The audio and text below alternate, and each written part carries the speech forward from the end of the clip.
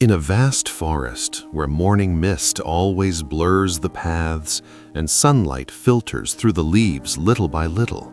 there lived a young deer at the edge of the woods. It was strong and quick, with legs created for running, for escaping danger, and for leading it safely back to the herd when night fell. Yet the deer was not happy, because every morning, while the ground was still wet with dew, it would lift its head and look up at the sky, watching flocks of birds pass overhead with wings spread wide, never touching the ground, never tied down, and slowly a dangerous thought began to form in its heart,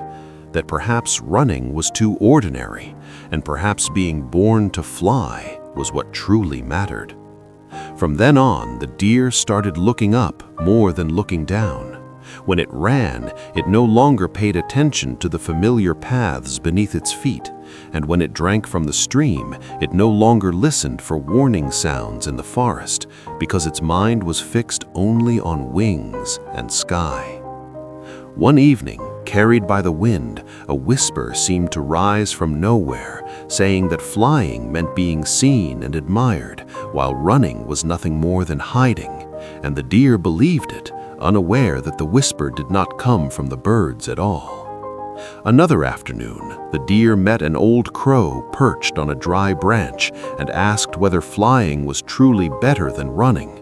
And the crow looked at the deer for a long time before answering that flying was not better, but flying was noticed. And those words pierced the deer's heart like a thorn, because what it truly longed for was never safety, but recognition.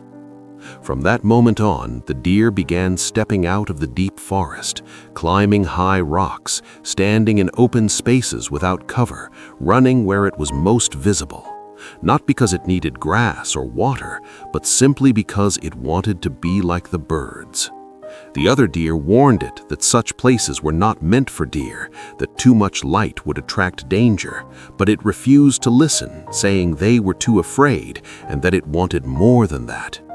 Then, one morning, when the sunlight shone brighter than usual, the deer stood in a wide open clearing with no trees to shield it and no path to retreat, its head lifted toward the sky, and that was the moment the arrow came. Without warning, without the sound of wind, without a chance to run, because the deer was standing in a place it was never created to stand.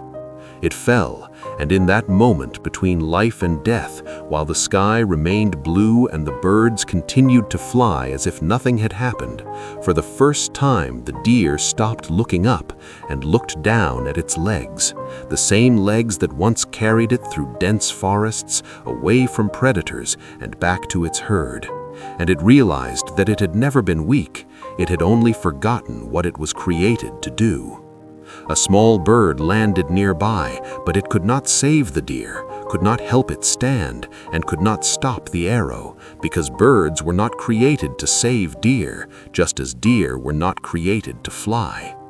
In the end, the other deer managed to pull it back into the deep forest, and though it survived, it no longer ran as it once did, and from that day on it no longer lifted its eyes to the sky. The forest did not judge and did not accuse, it simply stood silent, bearing witness to a quiet truth, that every creature is most easily destroyed when it tries to live as something else, and that some arrows in life only find their mark when you step away from the path you were created to walk, because comparison does not take away your strength, it only leads you to places you do not belong.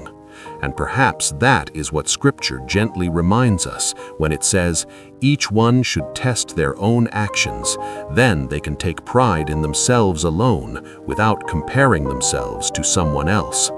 For God never calls you to become someone else, He only calls you to walk faithfully in the portion He has entrusted you.